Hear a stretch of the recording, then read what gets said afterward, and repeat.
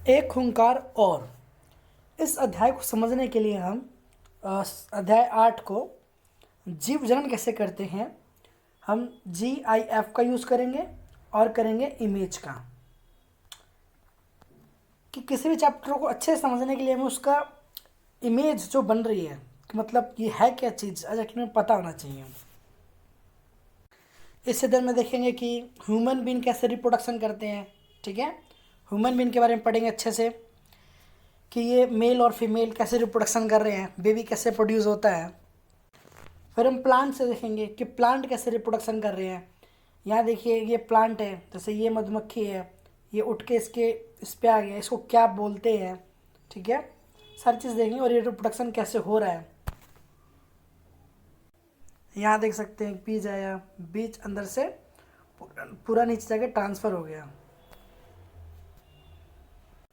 यहाँ देख सकते हैं बीज आ रहा है, ये जाके इधर जाके ट्रांसफ़र हो जा रहा है। तो इन सारी अब देखते हैं जनन। जनन वह प्रक्रिया है जिसके द्वारा जीव अपने जैसे, देखो अपने जैसे नए जीव का उत्पन्न करते हैं। ठीक है, यह पृथ्वी पर जीवन की निरंतरता को बनाए रखने के लिए आवश्यक है। मतलब जनन करना अच्छा है क्योंकि इससे जीवों की निरंतरता बनी रहेगी, नहीं तो हमारी प्रजाति क्या हो जाएगी, खत्म हो जाएगी। ठीक है, कोशिका के केंद्र में पाए जाने वाले गुणसूत्र DNA। सबसे पहले समझेंगे DNA है क्या। ये डीऑक्सी राइबो न्यूक्लियर अम्ल के अणु में अनुवांशिक गुण पाए जाते हैं। मतलब जो आपके पेरेंट्स में है, ठीक है, जो आपके पेरेंट्स में है उसके गुण इनके बच्चों में भी दिखाई देंगे। ठीक है, जैसे A का गुण है, इसके पेरेंट्स हैं, BC इसके बच्चे हैं, तो A का कुछ गुण B में भी दिखाई देगा और A का कुछ गुण C में भी दिखाई देगा। इसका फुल फॉर्म पूछा जाता है पेपर में, DNA का फुल फॉर्म डीऑक्सीराइबो न्यूक्लियर अम्ल। अब ये देखिए DNA का स्ट्रक्चर क्या है यहाँ पर, देखो DNA। अब DNA के अंदर खास बात ये है कि एक जो पैटर्न है वो फीमेल से मिलेगा और एक पैटर्न जो मिलेगा वो मेल से मिलेगा। ठीक है, मेल फीमेल का पैटर्न चलेगा, जैसे कि रेड है और ब्लू है, तो एक हमें मेल से मिलेगा और एक हमें फीमेल से पैटर्न मिलेगा। ये 23 गुणसूत्र होते हैं, कितने होते हैं, 23 जोड़े में। ठीक है, एक पेयर मिला के एक जोड़ा बनाता है। जैसे ये DNA का स्ट्रक्चर देखिए किस तरह DNA बना हुआ है, इसके अंदर आनुवंशिकता गुण है। ठीक है, आपके दादा दादी नाना नानी इन सभी के यहाँ पर गुण मिल दिखाई देते हैं इस स्ट्रक्चर में। DNA की प्रकृति बनाता है तथा नई कोशिका बनाता है, जिससे कोशिका में विभिन्नता उत्पन्न होती है। यह कोशिका एक समान परंतु समरूप नहीं होती। एक समान तो होती है, मतलब देखने में एक जैसी होगी, लेकिन समरूप, समरूप मतलब हूबहूब, डुप्लीकेट नहीं होगा। ठीक है, देखने में एक जैसा होगा। जैसे आम का पेड़ और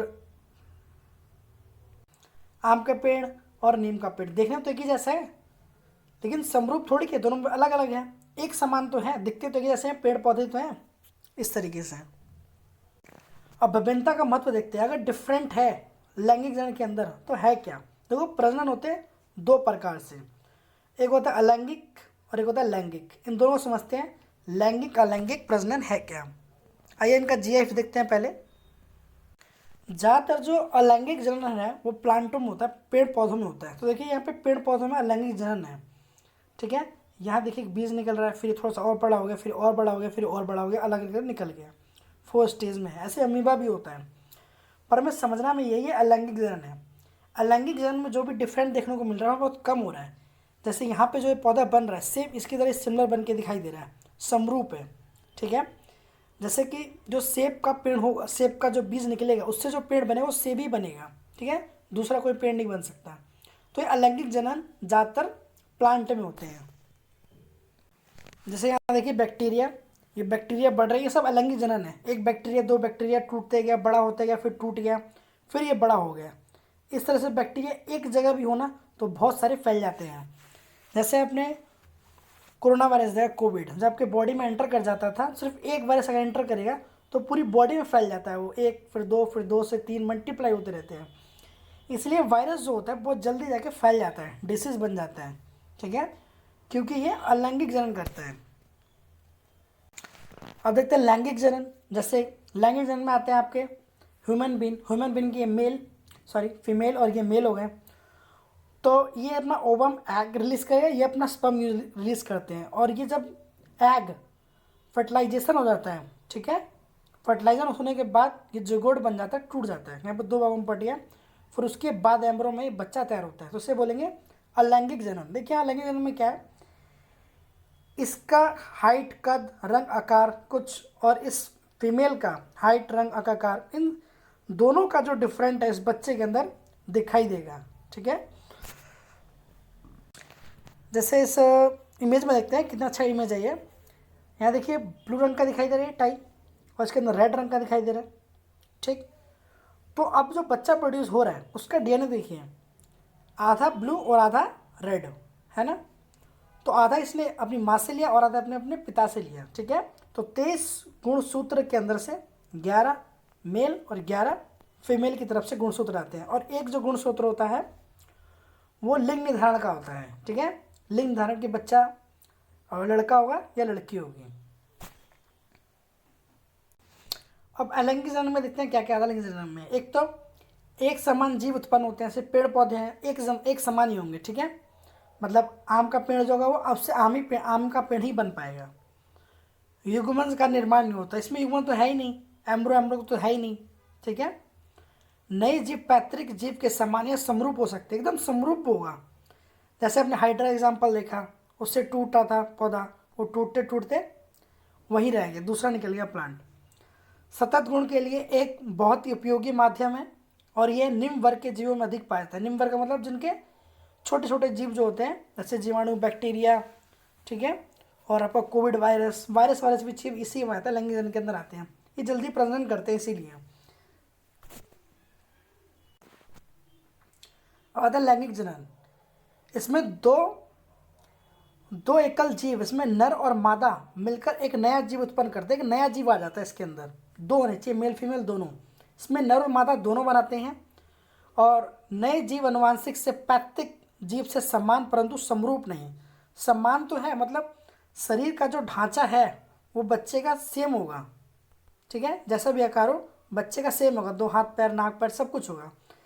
लेकिन बच्चे का रंग, रूप, बोली या फिर जो भी है इसमें कुछ ना कुछ अंतर दिखाएगा, समरूप, एकदम डुप्लीकेट नहीं हो सकता बच्चा अपने पेरेंट्स के। ठीक है,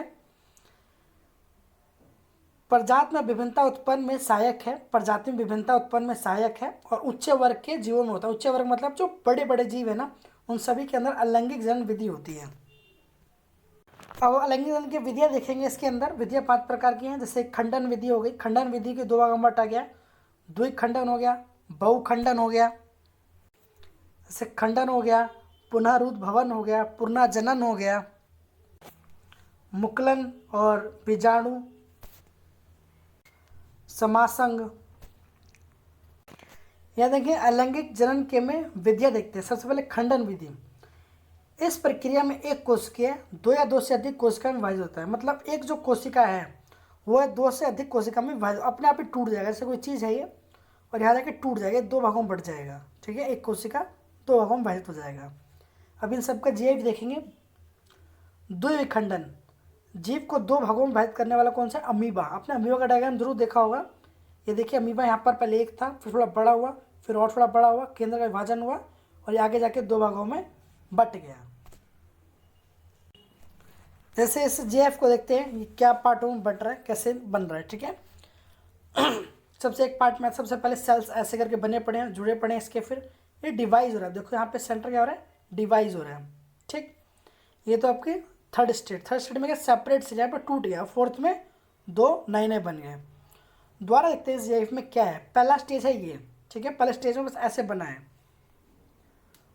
पहले स्टेज के अंदर बस ये ऐसे बन रहा है। ठीक, दूसरे स्टेज में डिवाइस हो रहा है ये। अब थर्ड स्टेज में देखते हैं, ये टूट गया, और 4th में पूरा अलग ही हो गया, नया बन गया। यहाँ देखिए अमीबा का स्ट्रक्चर है, ये अमीबा है। पहले खाना खा लेगा, फैल जाएगा, फिर अब देखो 2 भागों में टूटना शुरू हो गया अपने आप ही है। ये इधर पानी के अंदर पाया जाता है, आपने देखा होगा अमीबा हरे रंग का हो जाता है। कैसा से अमीबा है भी, खट्टा है, खाना खा लिया, बड़ा हो गया, फैल रहा है, अभी खट्टे हो जाएगा, फिर ये टूट जाएगा। ये अमीबा द्वारा प्रजनन है। देखिए अमीबा, अमीबा कैसे प्रजनन कर रहा है, पहले एक था, फिर थोड़ा सा बड़ा हो गया, इकट्ठे हो गए, इकट्ठे हो गए, बड़ा हो गया, फिर यहाँ पे टूटना शुरू हो गया।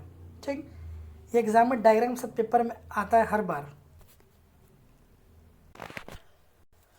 अब बहुविखंडन में जीव बहुत सारी कोशिकाएं विभाजित से बोलते हैं प्लाज्मोडियम। ठीक है, हमने देख लिया डायग्राम्स का क्या माना। अब आता है खंडन।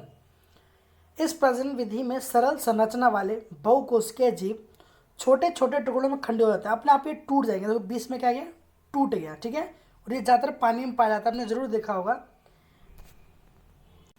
स्पाइरोगाइरा, तो ध्यान रखना स्पाइरोगाइरा जो है वो खंडन विधि द्वारा प्रजनन करता है। आइए इसका जीआईएफ देखते हैं। ये रहा स्पाइरोगाइरा। यहाँ देखिए पानी में जो हरा हरा जम जा रहा है ना, ये पूरा पूरा जम जाता है पानी के अंदर, ये स्पाइरोगाइरा है। ठीक है, स्पाइरोगाइरा होता क्या है, ये इस तरह फॉर्म में होगा, मतलब इस तरह बैक्टीरिया सा होगा, कुछ भी सेप कुछ भी हो सकता है इसका, फिर ये टूट जाएगा, फिर अलग निकल जाएगा, एक अलग निकल जाएगा। स्पाइरोगाइरा है।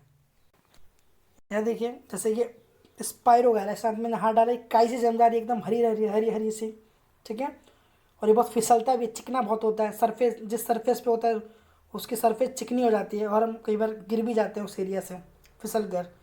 तो स्पाइरोगाइरा क्या कर रहे हैं यहाँ पर, इसके हाथ में आ गया स्पाइरोगाइरा, डिवाइड रूल अपना रहे हैं। यहाँ देखिए फ्रेगमेंटेशन ऑफ ए स्पाइरोगाइरा। ठीक है, स्पाइरोगाइरा में क्या हुआ, अब ये पूरा था सेंटर से, अब ये क्या हो गया, बीच से टूट गया। ठीक है, बीच से टूट गया, बीच से टूटने के बाद दो भागों में बन गया। देखेंगे तीसरा पॉइंट है हमारा पुनर्रूप द भवन। पुनर्रूप भवन मतलब पुनर्जनन। इस प्रक्रिया में किसी कारणवश जब कोई जीव टुकड़ों में टूट जाता है तो प्रत्येक जीव में अलग विकसित होता है। मतलब कि कोई जीव है, ठीक है, कोई जीव है, उसे हमने बीच से काट दिया चाकू से, तो यहाँ से भी अलग जीव निकल के बन जाएगा, इधर से भी अलग जीव, इधर से भी अलग जीव, इधर से भी अलग जीव। जैसे आपका प्लेनेरिया और हाइड्रा। देखिए प्लेनेरिया क्या कर रहे हैं, बीच से हमने काट दिया इसको, और ये बढ़ना दूसरे जीव में शुरू हो गया। ठीक है, और ये हाइड्रा को भी देखिए, अब इसमें इस कोशिका के अंदर पुनः पुनः रुद भवन पाया जा रहा है। मतलब जैसे छिपकली, आपने देखी छिपकली की पूंछ जब कट जाती है वहाँ से दोबारा उग जाती है। ठीक है, ये ऐसा किस लिए है, क्योंकि पुनः रूप भवन जनन कर सकता है वो। यहाँ देखते हैं ये प्लेनेरिया है, इसे चाकू से काटा जा रहा है। देखिए यहाँ पे चाकू से काट दिया इसको अच्छे से। ठीक है, अब ये धीरे धीरे अपना बढ़ाना शुरू हो जाएगा। हाथ से चाकू से काट रहा है ये प्लेनेरिया को, मरेगा नहीं ये जीव ये। ठीक है, कहीं से भी काटो वहीं से जीव अपने आप ही बड़ा हो जाएगा। अब यहाँ देखिए इसके अपने आप आँखें आ जाएगी, ये बड़ा होना शुरू हो जा रहा है। जैसे यहाँ देखिए जीव जब अलग हो गया तो धीरे धीरे यहाँ सब क्या हो रहा है, बड़ा होना शुरू हो गया है। चौथा पॉइंट समझेंगे मुकुलन। अब देखिए मुकुलन क्या होता है, एक शरीर से उभरा हुआ भाग। इस प्रक्रिया में जीव के शरीर पर एक उभरा हुआ भाग, जैसे उभरा हुआ भाग ये दिखाई देगा, उभरा हुआ थोड़ा सा, जिसे मुकुलन कहा जाता है। यह मुकुलन पहले नए फिर पूर्ण जीव में विकसित होता है, जिससे जनन अलग हो जाता है। इसे बोलते हैं हाइड्रा और ईस्ट। जैसे हाइड्रा और ईस्ट क्या दोनों ये प्रक्रिया करते हैं। देखो मुकुलन है, बडिंग हो रही है, मुकुलन हो रहा है, फिर ये बाहर निकल गया। आइए इसका जीआईएफ देखते हैं कैसे बन रही है। यहाँ देखिए पहले मुकुलन हुआ, ठीक है, ये मुकुलन हो रहा है यहाँ पर, ये मुकुलन होते होते होते होते अब यहाँ पे नई जीव में टूट जाएगा अपने आप ही। ठीक है,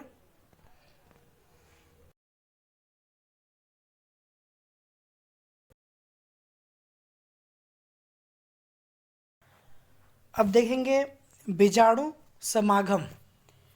बीजाणु सघावम क्या होता है, यहाँ पे बीज जैसा है। ठीक है, ये कभी अपने खेतों में देखा होगा, या मतलब खेत के साइड में, कि ये पेड़ ऐसे उग जाते हैं। ठीक, और ये होते क्या है, यहाँ पे जो बीजाणु है ये फट जाएगा, फटने के बाद ये पूरी जगह फैल जाएगा, फैल के बाद यहाँ पे नया पौधा अपने आप उग जाएगा। ठीक है, यह बीजाणु समागम। कुछ जीवों के तंतु के सिर पर बीजाणु धानी बना होता है। धानी ऐसा गोल जैसा स्ट्रक्चर, इसके अंदर इसके बीज होते हैं बहुत सारे। ठीक, जिसमें बीजाणु होते हैं। बीजाणु गोल संरचना के होते हैं जो एक मोटी भित्ति से रक्षिका होती है। अनुकूलन परिस्थिति पर जीवाणु वृद्धि करते हैं। मतलब जैसे फैल गया अब उसको अनुकूल परिस्थिति मिलेगी तो अपने आप ही क्या हो जाएगा, ये बड़ा हो जाएगा। जैसे इस डायग्राम में दे रखा है कि जो बीज जो है, ये बीज यहाँ पे गिर गया और यहाँ ग्रास में आ गया, तो अब यहाँ पे इसको अनुकूल परिस्थिति मिल जाएगी इस बीज को और ये बड़ा हो जाएगा। अब टाइप ऑफ रिप्रोडक्शन में देखेंगे कि इस रिप्रोडक्शन से कैसे कैसे रिप्रोडक्शन फैल जाए। जैसे यहाँ बीज है, ये फैल गया, फैलने के बाद यहाँ गिर गया, यहाँ गिर गया, तो ये अपने आप ही बड़े हो जाएंगे। रिप्रोडक्शन कौन करता है? मशरूम आपने देखा होगा, ये मशरूम भी सेम ऐसी रिप्रोडक्शन कर रहे हैं। मोड्स में भी सेम ऐसी रिप्रोडक्शन है, फैंस में भी है और आपको मोसिस में भी ऐसे ही है। तो कुछ एग्जाम्पल हैं इसके जो ये सेक्सुअल रिप्रोडक्शन करते हैं बीजांड द्वारा। देखो ये इनके केंद्रक होते हैं, बीच बीच में क्या होते हैं, इनके केंद्रक होते हैं डॉट डॉट से, ठीक है। यही जो बीज आगे देखो फट जाते हैं हवा से भी, ये किसी से भी, मधुमक्खी ये किसी से भी फट जाएगा ये, और ये फटने के बाद नया बीज उत्पन्न कर देगा। अब देखते कायिक परिवर्धन। कायिक परिवर्धन में क्या है, कुछ पौधों में नए जीव का निर्माण उनके कायिक भाग जैसे जड़, तना, पत्तियां आदि से होता है, उसे बोलते हैं कायिक परिवर्धन। तो कायिक परिवर्धन ये इंपॉर्टेंट है, जड़ से भी हो जाएगा, तने से भी और पत्तियों से भी। तो यहाँ पे हमें याद करना पड़ेगा कि जड़ और तना और पत्ती से कौन से बीज प्रकृति में उत्पन्न होते हैं, ठीक है। जैसे जड़ से डहेलिया या सरकंद, ये होता है जड़ से। तना से आलू, अदरक, और पत्तियों द्वारा देखते हैं बायोफेलियम की पत्ती की कोर कलियां जो विकसित होकर नए बीज में आ जाती हैं। तो इनका सबका जीआईएफ देखते हैं क्या क्या है। ये देखो बायोफाइलम का पत्ता, ये बायोफाइलम का पत्ता, यहाँ पे देखो छोटे छोटे पौधे उगसे जा रहे हैं। अब यहीं से ही मतलब पत्ती के अंदर से ही जड़ बन गए इसके, और जड़ बनने के बाद यहीं से एक और बड़ा पौधा हो जाएगा, यहाँ से ये भी बड़ा हो जाएगा, ठीक है। और फिर पत्तियों के ऊपर दोबारा पत्ती आ जाएगी। इस तरीके से बायोफाइलम का पौधा जो है जनन करता है। अब यहाँ देखिए, अगर हम तने को काट लेंगे, मतलब इस तने को हमने काट लिया, ठीक है। देखिए यहाँ पे कैसे तना कट रहा है। स्टार्टिंग से देखते हैं, पहले पत्ता है और इसको काट रहा है ये, ठीक है, और ये हमने तना काट दिया। अब तने को काट के हम दूसरे में रोपण कर देंगे, तना कट गया पूरा। अब वो छोटे तने से हमने काट के और एक बड़े तने में इसे फिक्स कर दें, मतलब उसी वाले के अंदर, ठीक है, सेम प्लांट होगा। दूसरे वाले प्लांट के अंदर फिक्स कर दिया हमने, और फिक्स करने वाले से चिपका दिया, ठीक है, मतलब रस्सी लपेट दी। फिर यहाँ से ये पौधा उसी के सेम समरूप पौधा होगा, ठीक है। जैसे आम का तो आम का ही होगा, ऐसे आम के अंदर अपनाया जाता है इस चीज़ करने के लिए, तने को काट कर लगाया जाता है। कायिक परिवर्तन बोलते हैं इस प्रक्रिया को। तो यहाँ बांध दिया, अब यहाँ से एक दूसरा पौधा उग जाएगा। कैत्रिक परिवर्तन की विधियाँ जैसे रोपण में आम, जैसे हमने डहली काट कर, कर्तन गुलाब को उगाने के लिए, लेयरिंग चमेली का, इन तीनों का देखते हैं जेफ क्या है और समझते हैं क्या ये रोपण, कर्तिंग, लेयरिंग है क्या। अब देखिए यहाँ पे पोटैटो है। पोटैटो की जो आँखें होती हैं, आँखों द्वारा ही नया प्लांट उगा सकता है, और नया यहाँ से नई जड़ से एक और नया आलू हो जाएगा। जैसे यहाँ देखो पोटैटो से नया बीज उगा और ये बड़ा हो गया, ठीक है, बडिंग बोलते हैं इसको। यहाँ तक सिंपल लेयरिंग देखेंगे, जैसे चमेली का फूल जो है, ये है चमेली का फूल लगाने के लिए। तो इसमें क्या है, जो प्लांट है, ये प्लांट के एक तने को ज़मीन से दोबारा यहाँ पर गाड़ दिया, ठीक है, और ये नया प्लांट एक और बन जाएगा। देखिए हमें इस पेड़ को उगाने के लिए, ऐसा पेड़ उगाने के लिए इसकी तरह सेम बीज लाने की ज़रूरत नहीं है। इसकी टहनी ज़मीन से हमने निकाल दी, यहाँ से गाड़ दी, और यहाँ से एक और पौधा हो जाएगा, ठीक है। ये ज़्यादातर चमेली के फूल में किया जाता है, मतलब जितने फूल वूल होते हैं ज़्यादातर इन पौधों के लिए किया जाता है। ये कर्तन आप लोगों को समझ में आ चुका है, कर्तन होता कैसे है, ये गुलाब के पौधों में किया जाता है। देखिए समझते हैं ऊतक संवर्धन है क्या। इस विधि में शाखा के सिरे पर से कोशिका लेकर उनके पोषक माध्यम में रखा जाता है, मतलब सिरे से रखकर कोशिका माध्यम में रखा जाएगा। यह कोशिका गुण कोशिका से गुच्छे जैसे केलस कहते हैं, केलस में परिवर्तित हो जाता है, ठीक है। तो यहाँ कुछ है नहीं, केलस को हार्मोन्स माध्यम में रखा जाता है और ये नए पौधे का निर्माण कर लेते हैं, मिट्टी में रोपते हैं, तो ठीक है। जैसे आपके सजावटी पौधे हो गए और आर्किक हो गए, अब कैके कैके संवर्धन के लाभ क्या क्या हैं? लाभ देखिए, बीज उत्पन्न ना करने पर पौधे जैसे केला, गुलाब आदि को नए पौधे में उगा सकते हैं। मतलब अगर हम बीज से नए पौधे उगाएंगे तो जरूर नहीं हर बार ये परफेक्ट उग ही जाएगा, ठीक है। तो हमें दिक्कत हो सकती है कि बीज फलेगा नहीं फूलेगा, अच्छे से पोषण देना, तो उसके अच्छा उसके पौधे को काट के दूसरे पौधे में लगा देना ही क्या है, बेटर उपाय है। नए पौधे में आनुवंशिक रूप में जनक समान होता है, एकदम एकदम उसके समान होगा, और बीज रहित फल में मदद करेगा। मतलब बीज रहित, बीज का ज़्यादा यूज़ नहीं करना पड़ेगा। और बीज डालेंगे, बीज में देखना पड़ता है कि पोषण अच्छे से होना, पानी देना हर टाइम, ठीक है, देखभाल करनी पड़ती है, तब जाके रेयर केस में उग पाता है पौधा, ठीक है। पौधे उगाने का रास्ता और आसान तरीका, मतलब आसान भी और इजी तरीका है। अब लैंगिक प्रजनन देखेंगे। लैंगिक प्रजनन में नर मादा और युग्मक से देखेंगे कि नर और मादा कैसे रिप्रोडक्शन कर रहे हैं। नर मादा युग्मक से मिलने वाली प्रक्रिया को निषेचन कहते हैं। ये समझे कि निषेचन क्या प्रक्रिया है। आगे वाले टॉपिक में क्या पढ़ रहे हैं यहाँ दे रखा है। संतान में विभिन्नता उत्पन्न होती है, ठीक है। अब देखेंगे पुष्प में लैंगिक जनन। अब सबसे पहले पुष्प के बारे में समझना पड़ेगा कि फूल पौधों के जनन के अंदर क्या क्या है, और फूल के अंदर मुख्य भाग क्या है। बाह्य दल है आपका, पंखुड़ी है, स्त्री केसर और पुंकेसर, ठीक है। इन सभी टॉपिकों में समझना पड़ेगा कि स्त्री केसर पुंकेसर ये है कहाँ। सबसे पहले इनका जीएफ देखते हैं क्या है। कभी जब पार्क गए होंगे तो आपने देखा होगा कि फूलों के अंदर जो पीला पीला जो पार्ट होता है ना, ये पीला पीला जो भाग है ये पुंकेसर है, ये मेल का पार्ट है, ठीक है। कहीं पीला पीला छोटा आपका हाथ में पीलापन जैसा लग गया होगा तो ये फूलों का पार्ट है, ठीक है। और इनके बाह्य दल पंखुड़ी है, ये नीचे डिजाइन है, ये यहाँ देखेंगे इनका अंडाशय होता है। जैसे ये फूल देखिए, ये जो पीला पीला जो पार्ट है ना, यही आपका क्या है, पुंकेसर है, ठीक है। परागकण बोलेंगे, ठीक है, परागकण। तो परागकण को ना ये मेल का पार्ट है। आइए सब अच्छे से समझते हैं कि क्या पार्ट और कौन सा पार्ट है। आप इंग्लिश में लिखा हुआ है लेकिन आपको हिंदी में समझ के चलना है कि है क्या ये, ठीक है। तो सबसे पहले जो बीच में जो पार्ट है, ये वाला पार्ट जो है, इसे बोलेंगे अंडाशय। क्या बोलेंगे इसे, अंडाशय, ठीक है, बीजांड। ये बीजांड वाला पार्ट है। और ये जो पीला पीला जो पार्ट है, ये जो है, ये जो पीला वाला पार्ट, चारों पार्ट दिखाई दे रहे हैं, ये चारों पार्ट, ये आपका परागकण, ठीक है, ये पुंकेसर का है। और ये जो बीच में जो पार्ट है, ये जो बीच में जो पार्ट है, ये वर्तिका, स्त्री केसर का अंडाशय है। ये अंडाशय, ये वाला बीच वाला पार्ट ओवरी से बोलते हैं, ठीक है। ये बीच वाला पार्ट, यहाँ से बीज उठकर इसके अंदर जाएगा और ये जाके यहाँ पे फर्टिलाइज हो जाएगा, ठीक है। फिर ये नया पुष्प उग जाएगा। यहाँ देखिए, ये रहा पॉलीट्यूब, ठीक है, पॉलीट्यूब है, मतलब वर्तिकाग है, इस भाग को बोलता है वर्तिकार्ग, ठीक है। ये वर्तिकार्ग है, यहाँ जाके बीच में मिलना है इसको।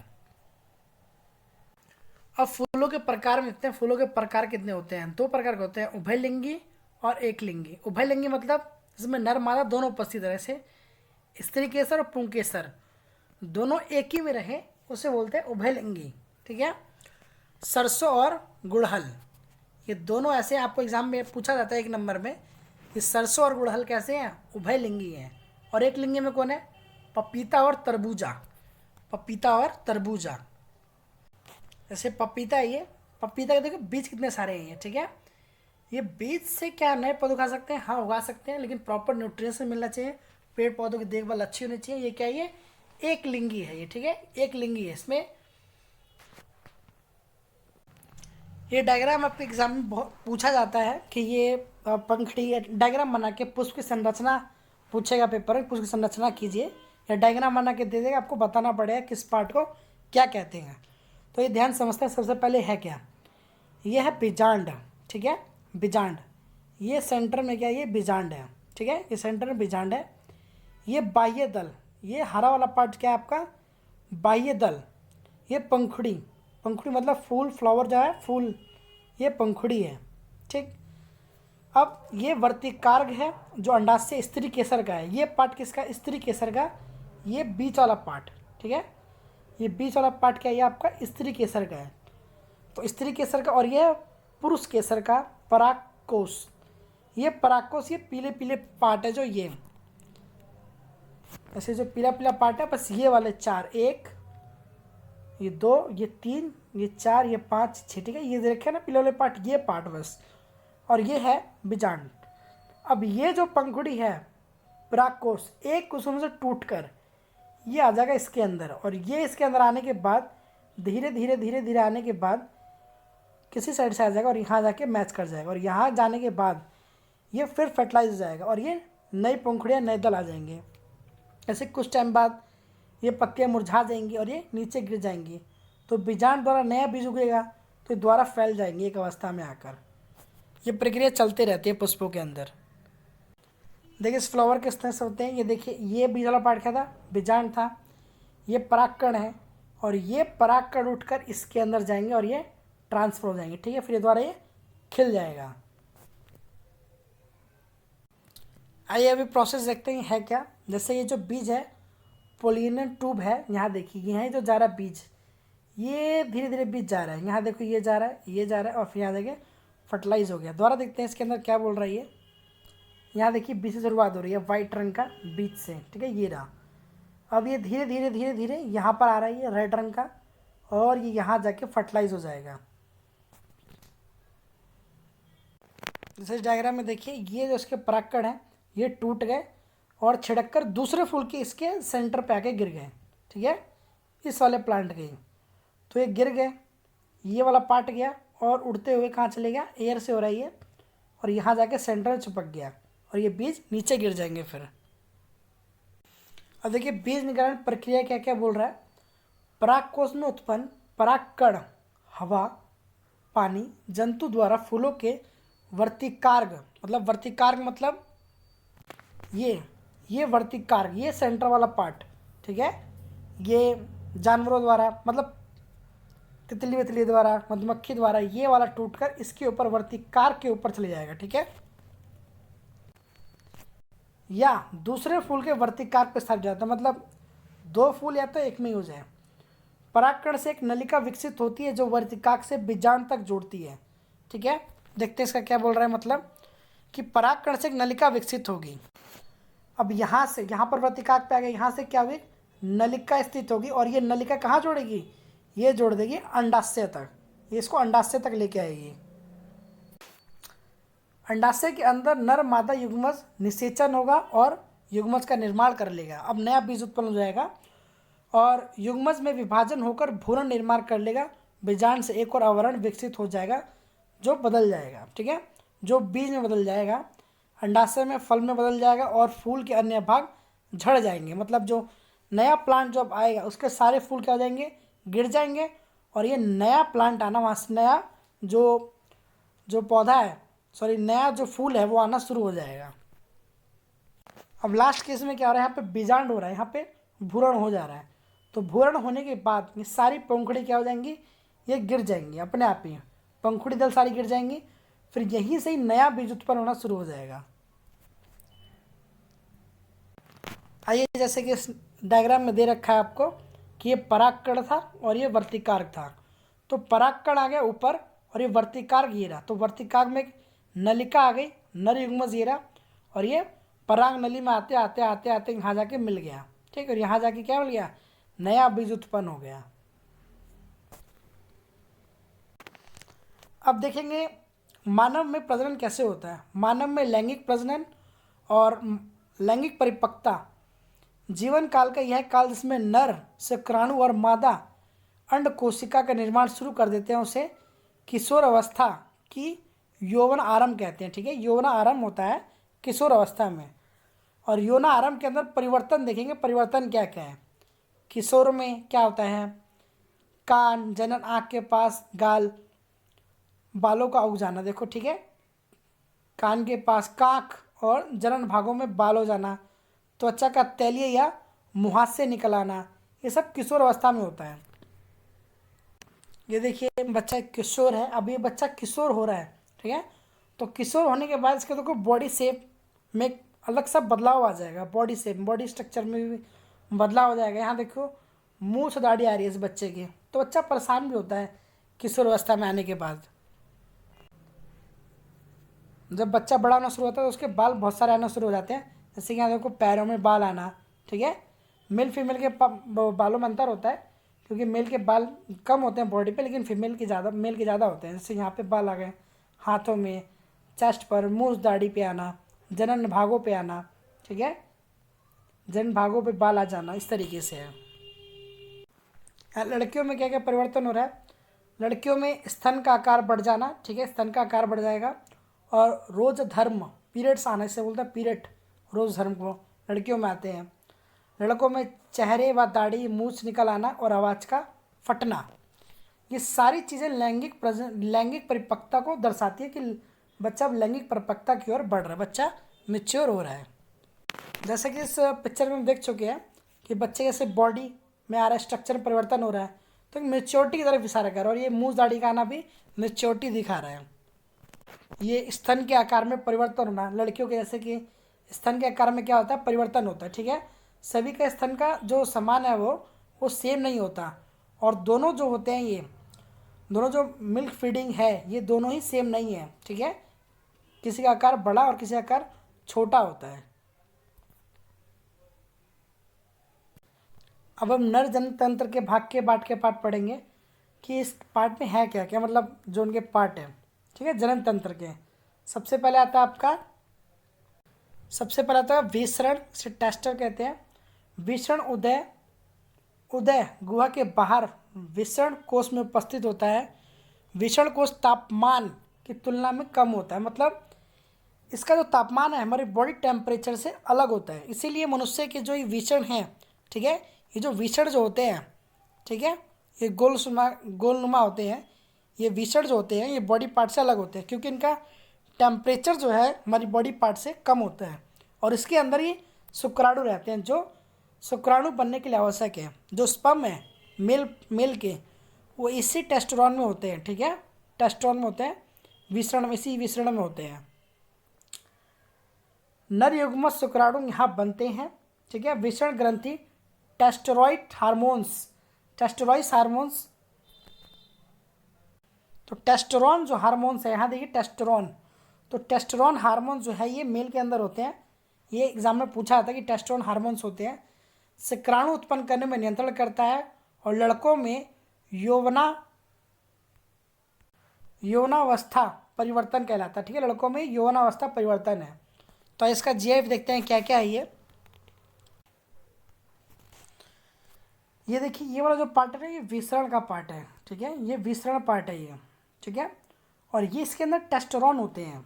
अब ये करता क्या है, यहाँ पे शुक्राणु इकट्ठे हो जाते हैं और ये बॉडी पार्ट से अलग है। इसका मेन रीज़न क्या है कि हमारी बॉडी का जो टेम्परेचर है वो होता है 98.6 सेल्सियस तक। और इस टेम्परेचर पे जो टेस्टोस्टेरोन है ये जल जाएगा, ख़राब हो जाएगा, ठीक है, शुक्राणु क्या हो जाएंगे, ख़राब हो जाएंगे। इसीलिए कुदरत ने नेचुरली ये जो टेस्टोस्टेरोन की पावर है ये अलग दे दी है। और ये टेस्टोस्टेरोन हमारी बॉडी के अंदर होता है, तो क्या पता हमारी प्रजनन जो पावर है वो ख़त्म हो जाती। यहाँ देखिए एक फनी सा जीआईएफ देखते हैं। यहाँ पे देखिए टेस्टोस्टेरोन लेके उड़ रहा है, ठीक है। ये टेस्टोस्टेरोन की तो होता नहीं है, लेकिन ये टेस्टोस्टेरोन बाहर होता है, आपको ये पता होना चाहिए। अब आएंगे शुक्रवाहिका, यह शुक्राणु से विसरण के सीसन तक पहुँचती है, ठीक है, इस शुक्राणु वाहिका होती है, इसको भी देखेंगे। मूत्र मार्ग, यह मूत्र और वीर्य दोनों के बाहर जाने का मार्ग रास्ता है। बाहरी आवरण के साथ इसे सीसन कहते हैं। ये विसरण होता है और ये सीसन। ये देखिए ये जो पाइप निकल रहा है यहाँ से, ये जो पाइप निकल रहा है ये वाला, ये पाइप है, यहाँ जाके मिल रहा है, ठीक है। और ये वाला पाइप जो है ये निकल रहा है इससे। तो ये आपका क्या है, मूत्र मार्ग है, ठीक है, मूत्र मार्ग। और ये सीसन है, ये वाला पार्ट को बोलेंगे सीसन। और ये मूत्र मार्ग है। देखिए ये रहा यहाँ पर, ये आपका मूत्र मार्ग जा रहा है, ये आपका पेनिस जिसे सीसन बोलते हैं। ये टेस्टा मतलब आपका विसरण है, ठीक है, नीचे यहाँ हार्मोन्स बनेंगे और ये आगे निकल जाएगा। अब देखिए शुक्राणु वहन कैसे होता है वो समझते हैं। यहाँ देखिए टेस्टोस्टेरोन से, इस टेस्टोस्टेरोन से ये हार्मोन से निकले, मतलब शुक्राणु निकला और यहाँ से इस पाइप से घूमते हुए इस साइड से निकल गया, ठीक है, ये रहा टेस्टोस्टेरोन। तो आपका ये आपका विसरण है, विसरण से निकलते हैं और ये घूमकर इधर से निकल जाता है, ठीक है। अब संबंधित ग्रंथियों में है शुक्राणु ग्रंथि और प्रोस्टेट ग्रंथि अपने साथ शुक्राणु वाहिनी में डालते हैं, ठीक है। और शुक्राणु तरल माध्यम में आता है, तरल में लिक्विड होता है, ठीक है, चिपचिपा पदार्थ होता है, लिक्विड। यह माध्यम पोषण प्रदान करता है और उसके स्थानांतरण में सहायक है। शुक्राणु और ग्रंथियों का साथ मिलकर वीर्य बनाता है। क्या बनाता है? वीर्य। इसे बोलते हैं स्पर्म। आइए अब हम डायग्राम के थ्रू समझते हैं क्या से क्या निकल रहा था, ठीक है। ये प्रोस्टेट ग्रंथि है, प्रोस्टेट ग्रंथि यहाँ पर ये रही, ठीक है। ये जो प्रोस्टेट ग्रंथि है ये विसरण कोश या विसरण से जो शुक्राणु निकल रहा है यहाँ जाकर मिलने के बाद ये सीसन से निकल जाएगा यहाँ से। तो सीसन जब ये निकलेगा तो इसको वीर्य में परिवर्तित कर देगा, स्पर्म में चेंज कर देगा, ठीक है। और स्पर्म में चेंज करने के बाद ये फर्टिलाइज होना शुरू हो जाएगा, मतलब अब ये बच्चा प्रोड्यूस कर सकता है अब ये स्पर्म अपना जाकर। अब ये मूत्र नलिका ये रही, ठीक है।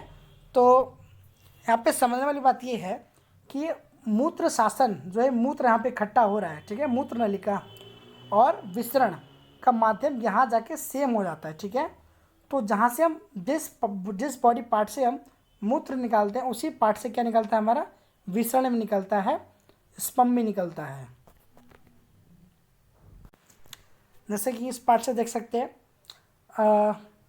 यहाँ देखिए सीसन है आ गया आपका ये पूरा पार्ट और यहाँ से ही निकल रहा है, ठीक है। ये मूत्र, ये आपका मूत्र इकट्ठा कर रहा है यहाँ पर, ठीक। अब स्टार्टिंग करते हैं, यहाँ देखिए ये यहाँ से निकल रहा है, यहाँ से आपका वीर्य है, यहाँ से वीर्य निकल गया दोनों साइड से और ये दोनों साइड से निकलते हुए वीर्य जाकर इसके अंदर जाके मिल गया और ये यहाँ पे विसरण हो गया, वीरण हो गया, वीरण से यहाँ पर सीसन से निकल जा रहा है।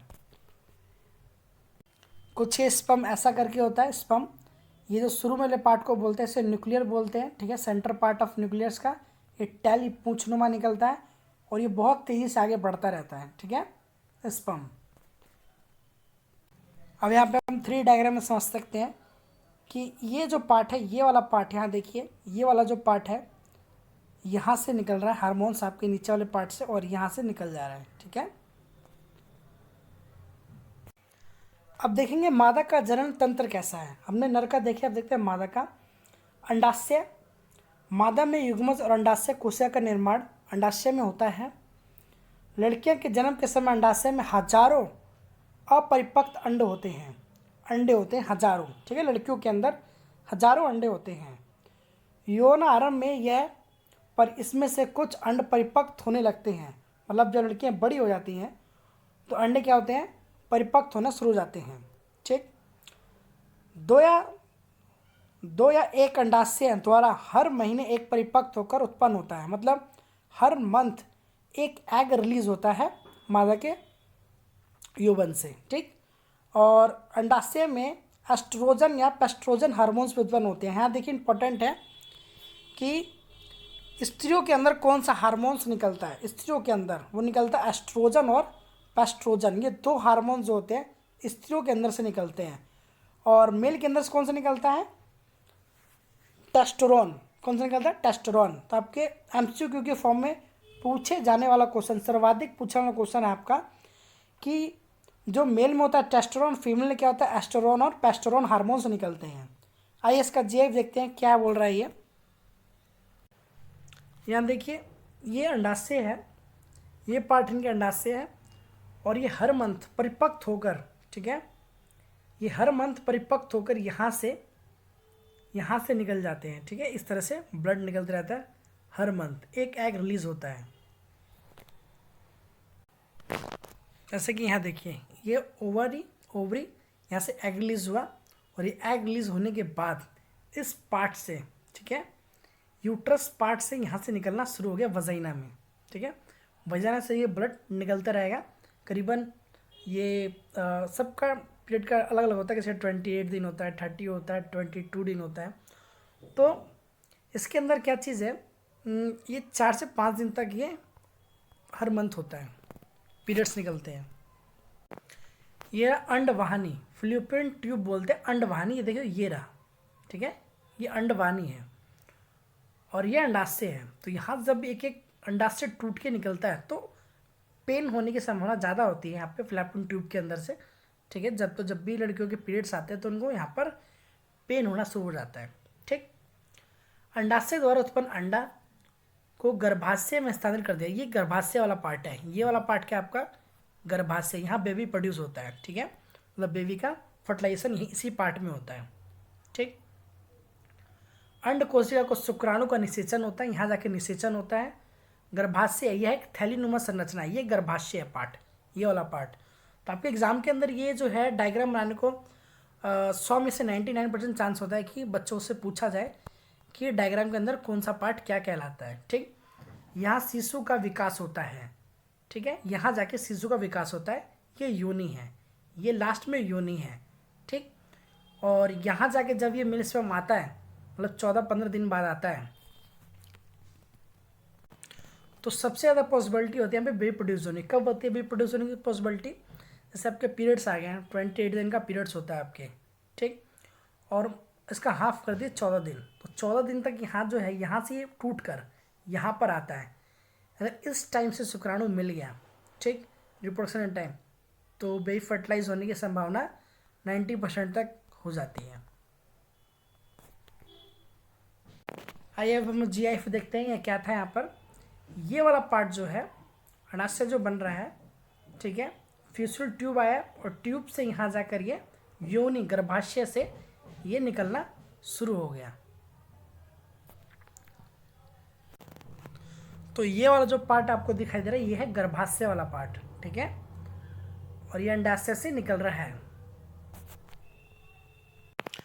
अब देखेंगे कि जब अंडाशय का निषेचन होता है, जब मतलब मेल और फीमेल स्पर्म आपस में टकरा जाते हैं, तो युग्मज निर्माण कैसे होता है, बच्चा बनता कैसे, वो समझेंगे। निषेचन में अंडाशय का युग्मज कहलाता है, युग्मज कहलाता है जो गर्भाशय में रोपित होता है, गर्भाशय, ठीक है, ये वाला पार्ट जो है ये गर्भाशय वाला पार्ट है, यहाँ पर बच्चा बनता है। तो गर्भाशय के रोपण में पश्चात युग्मज में विभाजन का होता है और यहाँ पर होता है भ्रूण, ठीक। प्लेसेंट एक विशेष ऊतक है, इसमें यहाँ देखिए एक इम्पोर्टेंट है, पता होना चाहिए आपको। प्लेस्टा एक विशेष ऊतक है जो तीसरी नुमा संरचना गर्भाशय में धंसा होता है। इसका मुख्य कार्य क्या है? माँ के रक्त से ग्लूकोज, ऑक्सीजन आदि और पोषण भ्रूण को प्रदान करना और भ्रूण द्वारा उत्पादित अपशिष्ट पदार्थ का निपटारा करना। ऐसा आपने देखा होगा, जो पेट है आपके, पेट में एक सेंटर वाला पार्ट जो होता है, नाभिक जिसे बोलते हैं, वो जो जब बच्चा प्रोड्यूस होता है तो उसमें फिलोपियन एक ट्यूब सा बना होता है, ठीक है, इसे बोलते हैं हम प्लेस्टा। क्या बोलते हैं इसको हम? प्लेस्टा, ठीक। गर्भाशय के निषेचन से लेकर शिशु जन्म तक गर्भाशय में गर्भकाल कहलाता है। उस अवधि को लगभग 9 महीने होते हैं। देखिए ये अब GIF समझते हैं क्या बोल रहा है ये, कि यहाँ देखिए स्टार्टिंग से देखते हैं। यहाँ देखिए सिकराड़ू से टकराए और एक अंदर जाके चले गया सेंटर में। अब यहाँ पे जाके हो गया, फर्टिलाइज हो रहा है यहाँ पर, ठीक, युग्मज बन गया, 2 भागों में बट गया और इसके बाद ये बच्चा प्रोड्यूस होना शुरू हो जाएगा। नेक्स्ट एग्जांपल समझते हैं GIF का। ये एक शुक्राणु पार्ट है, शुक्राणु इसके अंदर चले गया और अंदर जाने के बाद 1 मंथ, 2 मंथ, 3 मंथ, 4, 5, 6, 7 ऐसे 9 मंथ होने के बाद पूरा बच्चा बड़ा हो जाता है, ठीक है, माँ के पेट में। यहाँ पे करीबन 9 मंथ लगते हैं। और इस वाले जो पार्ट है, ये वाला जो है ना, इसे ही बोलते हैं हम, देखिए जो सेंटर से पार्ट जो जुड़ रहा है बच्चे के, ये वाला पार्ट जो है इसे बोलते हैं प्लेस्टा, ठीक है। तो नाभिक से सेंटर जुड़ा से बोलते हैं प्लेस्टा। यहाँ देखिए ये बच्चे का ये जो है प्लेस्टा, ये वाला पार्ट ये जा रहा है, इसके सेंटर से जुड़ रहा है कि धीरे धीरे बच्चा बड़ा होते रहता है, करीबन 9 मंथ लगता है, ठीक है। ये वाला पार्ट है प्लेस्टा। यहाँ देखिए ये यौवन था, ठीक है, ये मूत्राशय का बना रखा है यहाँ पर, ये यौवन था। यहाँ से शुक्राणु जब गया अंदर तो यहाँ जाके फीमेल के यहाँ टकरा गया और ये धीरे धीरे धीरे धीरे धीरे धीरे बड़ा होता रहता है। यहाँ देखिए मंथ, देखिए मंथ काउंट कीजिए कितने में कौन सा मंथ आ रहा है, कितना बड़ा बेबी हो जा रहा है, ठीक है। तो यहाँ पर आपका क्या शुरू स्टार्टिंग होगा, यहाँ देखो फर्स्ट मंथ है, छोटा सा है, फिर दूसरा मंथ, फिर तीसरा मंथ, फिर चौथा, इस तरह से करते करते बेबी 9 मंथ का हो जाता है। अब आते हैं जब निषेचन नहीं होता तो अंडे का होता क्या है वो समझते हैं, ठीक है। हर महीने में गर्भाधान खुद को निषेचन अंडे प्राप्त करने के लिए तैयार करता है। मतलब ये गर्भाशय खुद से हर महीने खुद से अंडा तैयारना शुरू कर देता है, ठीक है, निषेचन प्राप्त कर देता है। गर्भाशय की भित्ति मसाल और स्पंजी हो जाती है, मसाल और स्पंजी हो जाती है, यह भ्रूण विकास के लिए ज़रूरी है। यदि निषेचन नहीं होता तो यह भित्ति की आवश्यकता नहीं होती। अगर निषेचन नहीं हो तो भित्ति की अवस्था क्या होगी, नहीं होगी। अंततः यह परत धीरे धीरे टूटकर योनि मार्ग से रक्त और म्यूकस, देखिए रक्त यहाँ पे म्यूकस के रूप में बाहर निकलता है, ठीक है। तो लिक्विड फॉर्म में बाहर निकलता है, ब्लड की तरह बाहर निकलते रहता है, करीबन 4 से 5 दिन निकलता है ये। यह चक्र 1 महीने के समय में लेता है इसे, इसलिए इसे स्वात्र ऋतुस्राव या रोज धर्म कहते हैं, ठीक है। इसमें से पीरियड्स बोलते हैं। और यह जो है 40 से 50 वर्ष की बाद अंडाशय में उत्पन्न होने के बाद बंद हो जाता है, फलस्वरूप रोजा धर्म बंद हो जाता है। इसे रोजानी वृत्ति भी कहा जाता है। तो आपको पता होना चाहिए, पीरियड्स अगर आ रहे हैं तो रोजा धर्म, और पीरियड्स अगर स्टॉप हो गए, बंद हो गया रोजा धर्म, तो रोजानी वृद्धि कहते हैं, वृत्ति। यहाँ देखिए गर्ल्स के पीरियड्स आते कैसे हैं, ठीक है। अब यहाँ पे जो है, जो ये अंडाशय है, ये तो बन रही भित्ति बन रही है, अंडाशय यहाँ से ब्लड निकला और यहाँ पे परत जमना शुरू हो जाएगा। और जब ये करीबन 20 दिन का हो जाएगा परत धीरे धीरे, तो मतलब जब पीरियड का सर्कल होगा 28 या 30 दिन का, तब यहाँ पे ब्लड निकलना शुरू हो जाएगा। करीबन 4 से 5 दिन का ब्लड निकलेगा यहाँ से। यहाँ देखिए यहाँ एक अप्रोक्स निकल रहा है, ठीक, यहाँ से निकला फर्टिलाइज होकर यहाँ गया और यहाँ पर ये जम गया, ठीक। और ये जमने के बाद दोबारा ब्लड ही खाली हो गया यहाँ से। तो कभी कभार ये स्पंजी टाइट सा हो जाता है ये यौवन, और कभी ढीला हो जाता है, ठीक है। तो यहाँ पे टाइट हो गया, फिर यहाँ पे ढीला हो गया। आइए इसको और से समझने के लिए एक GF और देखते हैं। यहाँ डे के हिसाब से डे देखिए, यहाँ पे डे काउंट कीजिए, डे कितना बन रहा है, ठीक है। तो ये डे 20 आ गया, यहाँ पर 20 आने के बाद ये रहा, और यहाँ से धीरे धीरे धीरे धीरे करके नीचे की साइड में निकल रहा है। तो करीबन 20 डे हो गए, ये 22 और 25 और 28 के दिन बाद ये सारे पीरियड्स निकल गए। तो ये सर्कल चलते रहता है। आइए हम समझते हैं कि जनन स्वास्थ्य क्या होता है, ठीक है। जनन स्वास्थ्य को अच्छे से समझते हैं, क्या बोलना चाहता है ये। जनन स्वास्थ्य का अर्थ है जनन से संबंधित सभी आयाम शारीरिक, मानसिक और सामाजिक एवं व्यवहारिक रूप में स्वास्थ्य होना। तो हमें जनन के समय बहुत सारी प्रॉब्लम होती है, लोग दुबकाते हैं कि हमें जननिक प्रॉब्लम हो रही है, ठीक है। शरीर के अंदर, बॉडी के अंदर कोई भी हार्मोन्स का इनबैलेंस हो जाना है। जैसे रोग के लक्षण में लैंगिक जनन में देखेंगे STD, ठीक है, इसे बोलते हैं। STD का मतलब है कि जो लैंगिक जनन के पार्ट है उससे द्वारा जो है ये बीमारी फैल जाती है, लैंगिक जनन की। तो जीवाणुओं द्वारा होते हैं यहाँ पे देखिए यहाँ पर कौन सा जीवाणु है, गोनैरिया और सिल्फिस। गोनैरिया और सिल्फिस ये ज़्यादातर जीवाणु जो फंगी जम जाते हैं, बैक्टीरिया जम जाते हैं जनन पार्ट पर, मेल फीमेल दोनों पार्ट पे जम सकते हैं। इसको बोलते हैं STD, ठीक है। STD की फुल फॉर्म पता होना चाहिए, STD, ठीक है, सेक्सुअल ट्रांसमिटेड डिसीज, वो डिसीज जो सेक्सुअल रिप्रोडक्शन से, सेक्स करते टाइम डिसीज हो सकती है। जैसे ये रहा, ठीक है, और ये बन रहा है यहाँ पे गोनोरिया, आपने पढ़ा था अभी। यहाँ पे गोनोरिया डिसीज है, ये गोनोरिया जीवाणु है, फंगी है, यहाँ पे जम जाता है आगे जाकर। ये इस तरीके से फंगस हो सकता है फीमेल के अंदर, ये फंगस से जम जाएगा, डिस्चार्ज होता रहेगा वाइट या ग्रीन। कभी कभी आपने देखा होगा ये फीमेल के पार्ट के अंदर से वाइट या ग्रीन डिस्चार्ज होते रहता है, ठीक है। वैसे थोड़ा बहुत नॉर्मल होता है, लेकिन ज़्यादा हैवी हो तो ये नॉर्मल नहीं है, आपके बॉडी के लिए ये खराब है, ठीक है, हेल्थ के लिए। ऐसे यहाँ पे जेनेटिक है, यहाँ पर जेनेटिक, यहाँ पे खाद खुली सा बन जा रहा है। यहाँ पे गोनोरिया साइनोन सिस्टम, देखिए गोनोरिया का क्या क्या साइनस सिस्टम है। ये आपके बन रहा है फीमेल के अंदर यहाँ पर, ठीक है, और यहाँ बन रहा है मेल के अंदर, ठीक है। बहुत इन्फेक्शन हो जाता है, किडनी इन्फेक्शन हो जाएगी, यूट्रल इन्फेक्शन हो गया। अब इसको, अब रोग के हमने देखे है गोनोरिया और सिफिलिस क्या है ये? गोनेरिया आपको बहुत डेंजर दिखाई दिया, कि बहुत खाद खुजली सा हो जाता है यहाँ पर। और विषाणु द्वारा देखेंगे यहाँ पे मसला हुआ HIV, ठीक है, मसला हुआ HIV। और कॉन्डम के उपयोग से इन रोगों को संचय और कुछ सीमा तक रोका जा सकता है। मतलब कॉन्डम उपयोग करने से इन सभी चीज़ों को कुछ उपयोग तक रोका सकता है। गर्भरोधन, गर्भधारण को रोकने के गर्भरोधक कहते हैं, ठीक, गर्भरोधक। तो गर्भरोधक के उपाय देखेंगे क्या क्या है। यहाँ देखिए HIV एक बार अगर बॉडी के अंदर ट्रांसफर हो जाता है तो ज़्यादातर ब्लड से ही होता है, ठीक है, सेक्सुअल डिजीज़ है ये। तो इसके अंदर पेशेंट जो है उसका जो WBC पर जो अटैक जाता है सबसे ज़्यादा वाइट सेल्स पर। यहाँ देखिए कॉन्डम का जो यूज़ है ये इस तरीके से जो फीमेल जो मेल पार्टनर है, ठीक है, वो इस तरह से यूज़ कर सकता है। आइए हम देखते हैं गर्भरोधक के प्रकार। ये क्वेश्चन आता है पेपर में, गर्भरोधक प्रकार क्या है। यांत्रिक अवरोध, शुक्राणु को अंडाशय तक ना पहुंचने दिया जाए। सबसे पहले शुक्राणु को अंडाशय तक ना पहुंचने दिया जाए, ये इंपॉर्टेंट है। सीसन को ढकने के लिए कॉन्डम यूज़ किया जाए। और योनि में रखे गए सर्वाइकल कैप समझेंगे क्या चीज़ है और कॉन्डम क्या चीज़ है, उन दोनों को देखते हैं। इस तरह से जो मेल पार्टनर है वो कॉन्डम को यूज़ करता है यहाँ पर।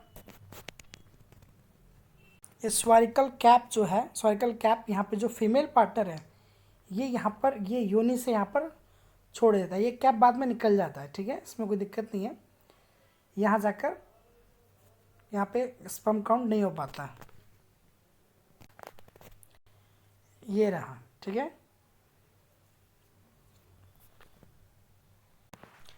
या तो रासायनिक तकनीक द्वारा, मतलब गोलियाँ वोलियाँ खा सकते हैं। मादा में अंडे को ना बनने दिया जाए, मतलब अंडा बने ही ना, ठीक है, इसके लिए आयरन पिल्स की गोली खाई जाती है। इसके लिए दवाई ली जाती है और ये हार्मोन्स को संतुलित बनाने में परिवर्तन करती है। मतलब आपको कभी पीरियड्स आने वाले हैं, ठीक है, मतलब 28 डेज का पीरियड्स है और आपको पीरियड्स अभी नहीं चाहिए, आपको पीरियड्स स्टॉप करने हैं, मतलब कहीं जाना है या कहीं पिकनिक है, कुछ भी है, ठीक है, पूजा पाठ है, तो आप यहाँ पे 5 से 6 दिन का गैप भी ले सकते हैं ये दवाइयों द्वारा, ठीक है, दवाई से द्वारा। और इसके प्रभाव भी प्रति प्रभावी पड़ सकते हैं, साइड इफ़ेक्ट्स भी पड़ते हैं इस आयरन पिल्स के। देखेंगे दवाई के अंदर कैसा इम्पैक्ट है। जैसे अपने मार्केट्स में देखा होगा, ये जो है that has been taken 21 day लगातार देना पड़ता है कंटिन्यू, ठीक है, for dealing and the unplanned pregnancy, मतलब जो अनप्लान्ड प्रेगनेंसी है उसको अवॉइड करने के लिए लेना पड़ता है, ठीक है। तो 21 डे लेना पड़ता है, इससे क्या है जो प्रेगनेंसी आने वाली है वो प्रेगनेंसी नहीं आएगी। और यहाँ पे फुल फॉर्म पूछे जाते हैं, ध्यान रखना, IUCD, ठीक है, IUCD के फुल फॉर्म। तो इसका फुल फॉर्म एंट्रा यूटेरिन कॉन्सेंट्रेटिव डिवाइस। तो इसमें क्या होता है, लू या कोपट टी गर्भाशय में स्थित किया जाता है, ठीक है, ये गर्भाशय जिससे निर्धारण नहीं हो पाता, ये कुछ ऐसा होता है। तो ये वजाइना के अंदर रखा जाता है और यहाँ जाके ये जो यहाँ पे जो टेस्टोस्टेरोन जो मतलब जो यहाँ पे अंडाशय से जो आने वाले थे यहाँ पे जाके रुक जाता है, ठीक, और जिससे यहाँ पे स्पर्म जाके फर्टिलाइज ना हो, ये जो गर्भाशय यहाँ पे फर्टिलाइज ना हो, इसके लिए ये बना है। अब इस तरीके से उसके हैंडल थे, मतलब एक इमेजनरी है, उसके अंदर हैंडल थे, जितने भी जो मेल स्पर्म आते रहेंगे उस सबको नीचे की साइड गिरा देगा। यहाँ पे देखिए यहाँ पे रखा जाता है, ठीक है, वजाइना के अंदर से यहाँ जाके यहाँ ट्रांसफ़र कर दिया जाता है। तो यूट्रा जो है जो गर्भाशय आपका सेफ रहेगा, इससे जो प्रेगनेंसी है वो नहीं होगी। अब देखेंगे हम शल्य क्रिया या तकनीक द्वारा देखेंगे। ये मेल फीमेल दोनों अपना सकते हैं। इसमें नसबंदी, तो सबसे पहले नसबंदी मेल के अंदर होती है, ठीक है। तो पुरुषों में शुक्रवाहियों को रोक दिया जाता है, शुक्रवाहिका है ना उसको रोक दिया जाता है, वहाँ पर उसमें से शुक्राणु का स्थानांतरण को रोक दिया जाता है। कैसे रोका जाता है ये समझते हैं, JF द्वारा। यहाँ देखिए ये जो टेस्टोस्टेरोन थे यहाँ पर, अब यहाँ से जो जाते थे ऊपर साइड में नलिका, ये तो जोड़ रखी है, ठीक है, ये वाला जो पार्ट है इसे यहाँ पर तोड़ दिया जाता है, ठीक है, ये नसों को। तो अब इससे क्या है जो स्पर्म यहाँ पे जाएगा ही नहीं, ये प्रॉपर वैसे ही काम करेगा, सब कुछ कोई प्रॉब्लम नहीं है। लेकिन ये जो है शुक्राणु वाला पार्ट जो यहाँ से जाने वाला नलिका है वहाँ तक तोड़ दी जाती है, तो इससे क्या होगा, अब इससे शुक्राणु वहाँ जाएगा ही नहीं वीर्य, जिससे प्रजनन नहीं हो पाएगा। यहाँ देखिए ये होता है पोस्टर ग्लाइडर है, तो यहाँ जो शुक्राणु है विस्तरण जो है यहाँ पे बनता है, तो इस पार्ट को यहाँ पर क्या कर दिया, यहाँ पे फ्लो को बंद कर दिया, यहाँ पे जोड़ दिया जा रहा है दोनों पार्ट को काट कर। ठीक है, तो थोड़ा सा पार्ट यहाँ पे चीर दिया जाता है हल्का सा फाड़ कर, और इस पाइप को जोड़ दिया जाता है इस द्वारा। काफ़ी पेनफुल प्रोसेस है ये। कुछ इस द्वारा ऐसे हो सकता है कि मूत्राशय का पार्ट तो मूत्र से आते रहे, लेकिन जो शुक्राणु का पार्ट जो है ये जाके मैच ना करे। अब देखेंगे फीमेल के अंदर जो होता है ट्यूबिकोटॉमी होता है, ट्यूबिकोटॉमी। महिलाओं में अंडाशय को अवरोधन कर और अंडाशय के स्थानांतरण पर रोक लगाना। अब महिलाओं में कैसे रोका जाता है वो समझते हैं। महिला का भी सेम, जो अंडाशय जो ये वाला जो पार्ट होता है इस वाले पार्ट को यहाँ से कट कर देते हैं। ठीक है, जिससे अब जो यहाँ पर जो फर्टिलाइजर की क्षमता है वो ख़त्म हो जाएगी। ठीक है, यहाँ से आना पीरियड्स तो आएंगे, लेकिन ये जो अंडाशय शुक्राणु है ये पार्ट नहीं आएगा, बस जैसे ये रहा। ठीक है, तो पीरियड्स के तो आएंगे, लेकिन ये जो पार्ट जो है यहाँ पर आकर यहाँ पे आके बंद हो जाएगा, जिससे अब ये गर्भपातन में नहीं हो पाएगा, ये गर्भपातन निकाल दिया जाता है। अब भ्रूण हत्या समझते हैं। जो बच्चे को पेट में मार दिया जाता है, पहले टाइम बच्चों को पेट में मार दिया जाता था, जैसे लड़कियाँ होती थी तो उनको ज़्यादातर भ्रूण हत्या मार देता था। मादा भ्रूण गर्भपात में मार देने वाला भ्रूण हत्या कहलाता है। एक स्वस्थ समाज के लिए संतुल्य लिंग अनुपात होना आवश्यक है, मतलब मेल और फीमेल का दोनों अनुपात होना सेम होना चाहिए। यह तभी संभव है जब लोग में जागरूकता होगी और भ्रूण हत्या और भ्रूण लिंगता को घटना को रोक लगाया जाएगा। ठीक है, तो ये होता है भ्रूण हत्या, बच्चे को गर्भ के अंदर ही मार दिया जाता है, और ज़्यादातर ही पहले टाइम में होता है जिसमें फीमेल जो होती थी लड़कियों को गर्भाशय के अंदर मार दिया जाता था। तो आपका चैप्टर कंप्लीट हो गया, और ये टोटली चैप्टर आपका जीआईएफ को ध्यान से देखिए, और यहाँ पर इमेज को देखिए ध्यान से, तो आपको ये चैप्टर में ज़्यादा अंडरस्टैंडिंग समझ में आएगी कि चैप्टर क्या समझाना चाहता है।